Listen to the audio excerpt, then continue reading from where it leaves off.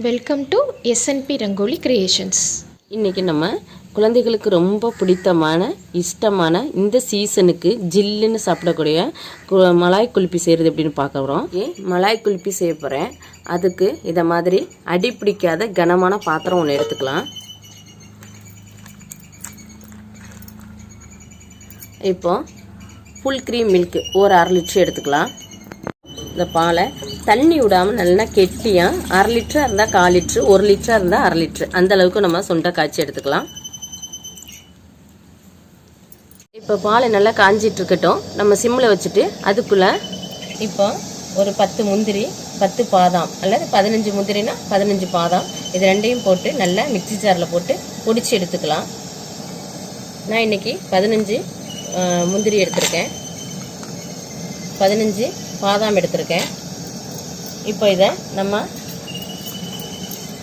ரொம்ப பவுடராக எடுத்துக்க வேண்டாம், ரவா பதத்துக்கு மிக்சி ஜாரில் போட்டு அரைச்சி எடுத்துக்கலாம்.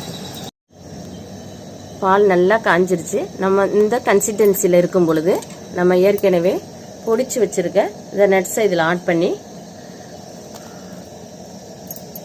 நல்லா கிளறி விட்டுக்கலாம். அடி பிடிக்காத கிளறி விடுவோம், இன்னும் கெட்டியாயிடும். இன்னும் இது நல்லா கெட்டியாகணும். நல்லா கிளறி விட்டுக்கலாம். இன்னும் ஒரு 5 மினிட்ஸ் கிளறலாம். ஒரு கப்பு சுகர் இதோட ஆட் பண்ணிக்கலாம். இதையும் இப்போ நல்லா கிளறி விட்டுக்கலாம். பாருங்கள், நல்லா கெட்டியாக வெந்தெடுத்து இந்த கன்சிஸ்டன்சியில் நம்ம அடுப்பை ஆஃப் பண்ணிவிட்டு இதில் ஏலக்காய் பொடி நம்ம ஆட் பண்ணிக்கலாம். இதை நல்லா கிளறி விட்டுட்டு இப்போ நல்லா ஒரு 10 மினிட்ஸ் நல்லா ஆறிடணும், ஆற வைக்கணும். இதில் மெயினே என்ன அப்படின்னா நல்லா ஆற வச்சிடணும். பால் ஆறி எடுத்து இதை மாதிரி டம்ளர் எடுத்துப்போம். இப்போது இந்த டம்ளரில் எடுத்து ஊற்றிக்கலாம்.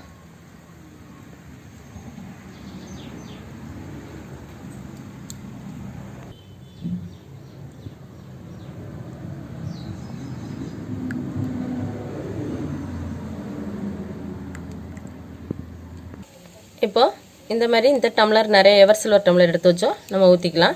குல்ஃபி மோல்டு இருந்தாலும் அதில் நீங்கள் ஊற்றிக்கலாம். நான் இன்றைக்கி குல்ஃபி மோல்டு காமிக்கல, ஈஸியாக நம்ம செய்யணும் அப்படிங்கிறதுக்காக தான் நான் டம்ளர் எடுத்துக்கிட்டேன். அதில் அலுமினியம் பாயில் போட்டுக்கலாம்.